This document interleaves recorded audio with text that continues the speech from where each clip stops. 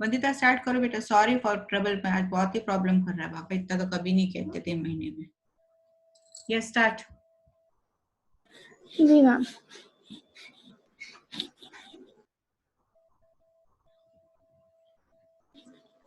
मेरे भाई अचानक से मुझे इतना आदर और सम्मान देने लगे और सुरक्षा भी प्रदान कर दी।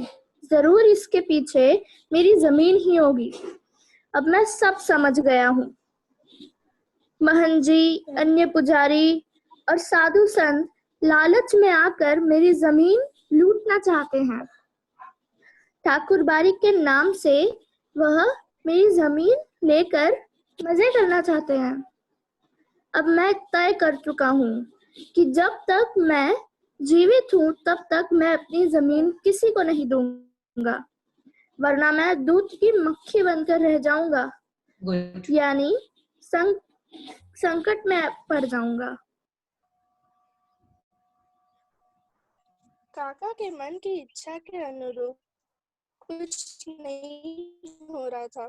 जब से वे ठाकुरबाड़ी से वापस लाए गए, लोग उन्हें यह समझाने में लगे थे कि वे अपनी जायदाद अपने भाइयों के नाम कर दे, अन्यथा महंत की गिद्ध दृष्टि उन पर लगी रहेगी, यानी बुरी नजर।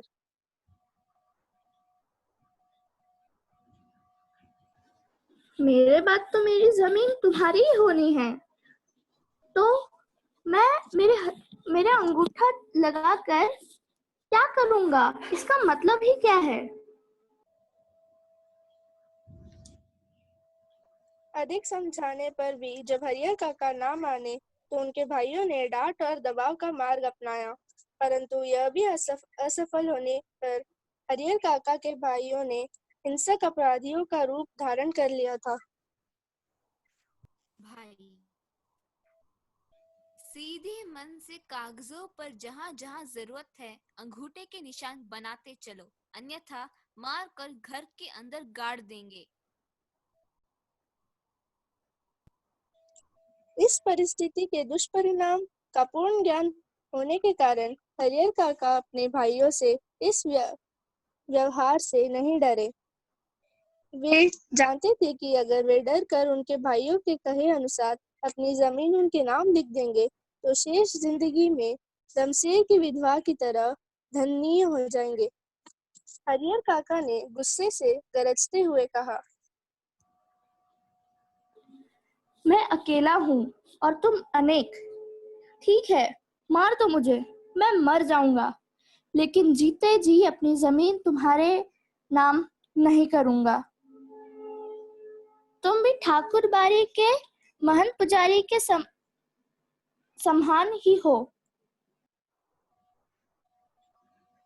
भाई, देखते हैं कैसे नहीं लिखोगे। लिखना तो तुम्हें है, चाहे हंस के लिखो या रो के। भाइयों के साथ हरियर काका की हाथापाई शुरू हो गई।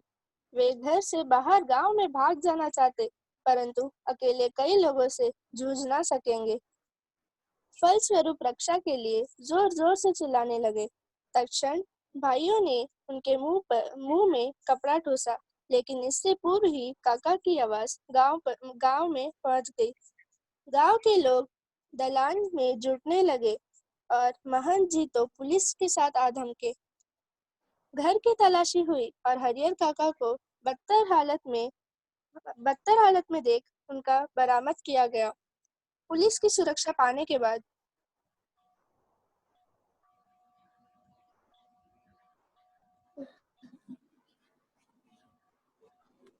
मेरे भाइयों ने जुल्म अत्याचार कर मुझसे जोर जबरदस्ती कई कागजों पर मेरे अंगूठे के निशान लिए। अगर आप नहीं आते तो वे मुझे वही मार के गाड़ देते।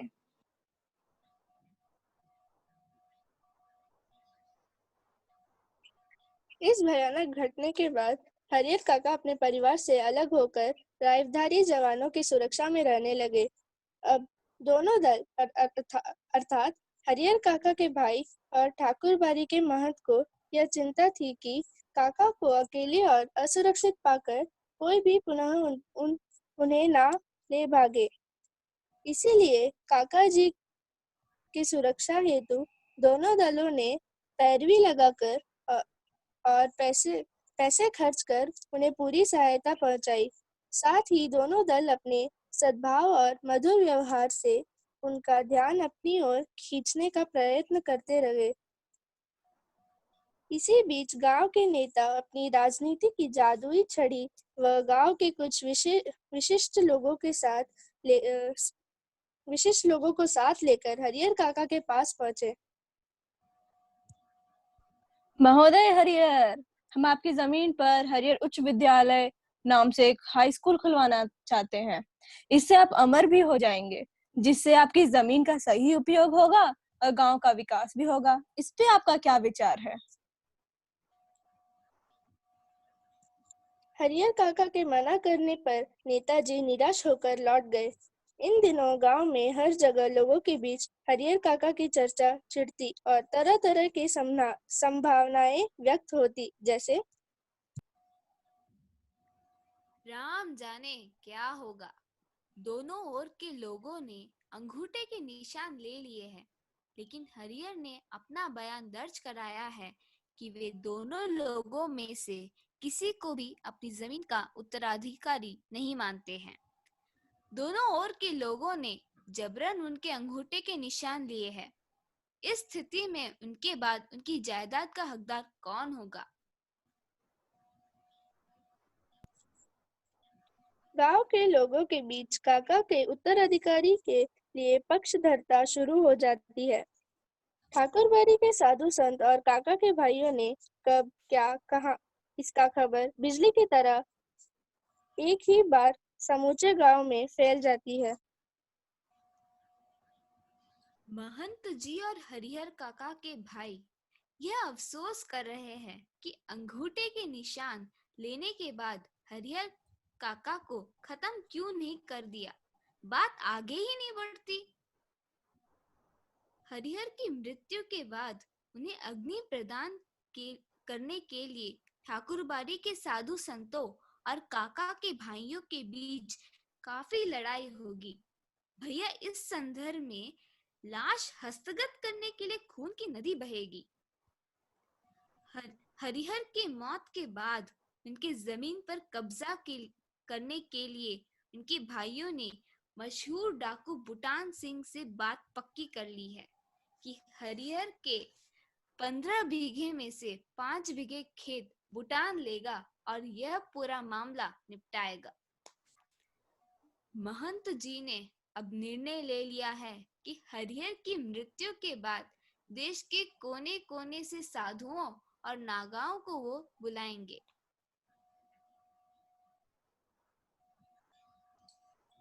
रहस्यात्मक और भयावनी बातें गांव में आतंक का माहौल गहराता जा रहा था। हरिहर की मौत के बाद गांव में एक भयानक तूफान आएगा। उस वक्त क्या होगा कुछ नहीं कहा जा सकता। जाने अनजाने पूरा गांव इसकी चपेट में आ गया। हरिहर काका तो बिल्कुल मौन होकर अपनी जिंदगी के शेष दिन काट रहे हैं। उन्होंने एक नौकर रख लिया है और वो उन्हें खाना बनाकर खिलाता है। पुलिस के जवान हरिहर काका के खर्चों पर खूब मौज मस्ती से रह रहे हैं। वे खुली आंखों से आकाश को निहारते और सोचते, हे ईश्वर, इस कलयुग में अपना नहीं कोई भाई बंधु जीवन में।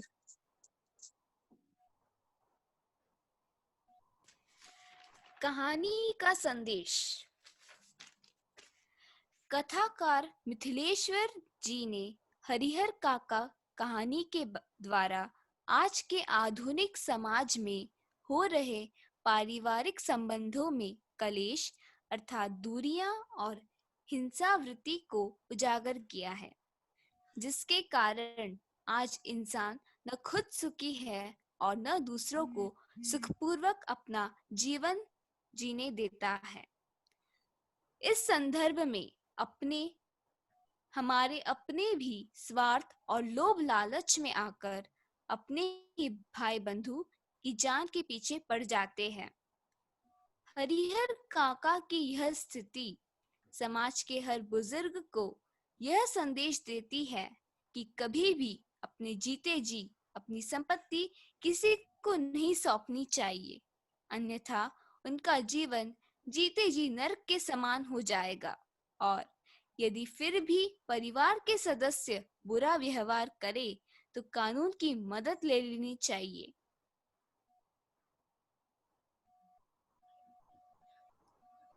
तो अभी हम देखते हैं हरिहर काका में प्रयुक्त मुहावरे।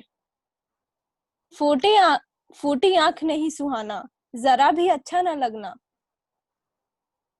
आंख भर आना, आंसू आना। घमचोर मचाना, उपद्रव करना। दिल पसीजना, दया का भाव जागना। तू मैं, झगड़ा होना। रंगे हाथ पकड़ना, गलती करते हुए पकड़ना। खून खौलना, क्रोध उफाना। दूध की मक्खी, बेकार वस्तु। गिद्ध दृष्टि, बुरी नजर। फरार होना, भाग जाना। तूती बोलना, प्रभाव होना। तो हम इसी के साथ विराम लेना चाहेंगे। Thank you. बहुत अच्छा बोला, very good, excellent, very nice, बहुत अच्छी तरह से एक्सप्लेन किया। मैं इसमें एक पॉजिटिव एस्पेक्ट डालना चाहूंगी बहुत जल्दी, टाइम खत्म होने से पहले, कि ठीक है हरिहर काका में दिखाया गया, लेकिन हमें आज के बच्चों को ये शिक्षा लेनी चाहिए कि हमें अपने बुजुर्गों का आदर, सम्मान, मान, इज्जत देना चाहिए, उनके साथ बुरा व्यवहार नहीं करना चाहिए, उनकी बुढ़ापे में देखभाल करनी चाहिए। और खाली प्रॉपर्टी के लिए नहीं, वो हमारे बुजुर्ग हैं, हमारे माता पिता हैं, उनका मान सम्मान हमारा मान सम्मान है, देश का मान सम्मान है। तो जो हरिहर काका के माध्यम से बताया गया है कि हमें कभी भी किसी का दिल नहीं दुखाना चाहिए, और खाली वसीयत के लिए नहीं या हैसियत के लिए नहीं, अपनी उनकी खैरियत के लिए हमको उनके साथ रहना चाहिए। तो हमारे को इस पाठ से यही शिक्षा मिलती है बच्चों, और हमको, मैं अपने आने वाली जनरेशन को भी यही समझाना चाहूंगी कि हमें अपने बुजुर्गों का, अपने भाई बहनों का, अपने रिश्तेदारों का खाली पैसों के लिए नहीं, वसीयत के लिए नहीं, उसकी हैसियत देख के उसका व्यवहार नहीं करना चाहिए, बल्कि उनकी हर पल हर क्षण उनकी खैरियत का ध्यान रखना हमारा कर्तव्य है। हमारा हमारा धर्म बनता है कि उनकी अगर हम देखभाल नहीं करेंगे तो कौन करेगा। उन्होंने हमको चलना सिखाया, खाना सिखाया, आज हम उनको चलने में मदद करें, उनको मदद करें। ये नहीं कि हम उनकी प्रॉपर्टी चाहिए इसलिए, जैसे शुरू में किसी बच्चे ने एग्जाम्पल दिया कि बागवान पिक्चर का, तो उसमें भी यही दिखाया कि अपनापन हमको अपने माता पिता के साथ रखना चाहिए। माता पिता को कभी भी दुख ना दें, कष्ट ना दें, परेशानी ना दें, कभी किसी प्रकार से चोट ना पहुंचाएं। तो इस कहानी के माध्यम से बहुत अच्छी तरह बताई सबने, Shri Raksha, Gudiya, Terence and Vandita, very good, excellent. और जो बच्चे मिस हो गए उनके लिए मैं रिकॉर्डिंग भेज दूंगी, और खुद एक बार सब बच्चे पढ़ने की कोशिश करेंगे। इस लेसन को नहीं समझ में आएगा, once again I will explain in the class, but very nice, excellent, बहुत अच्छा एफर्ट था। और आज पहली बार इतने महीनों में, 3-4 महीनों में कभी भी नेटवर्क की प्रॉब्लम, या फर्स्ट टाइम नेटवर्क की मेरे कंप्यूटर पे problem I. I am very sorry for your trouble. की रक्षा करना, उनकी देखभाल करना, उनको इज्जत देना ही हमारा जिंदगी का सबसे प्रथम कर्तव्य है। अगर वो चीज हमने सीख ली तो हम जिंदगी में बहुत आगे बढ़ेंगे। कभी भी उनके अपने स्वार्थ के लिए, उनका निस्वार्थ भाव से, जैसे मैं हमेशा बोलती हूँ, निस्वार्थ भाव से हमेशा सेवा करो उनकी, निस्वार्थ भाव से उनके साथ अपना मन लगाओ। इसके साथ ही किसी और को कुछ बोलना है? वेरी गुड, एक्सीलेंट, रिकॉर्डिंग बंद कर दो बेटा विश्वास, थैंक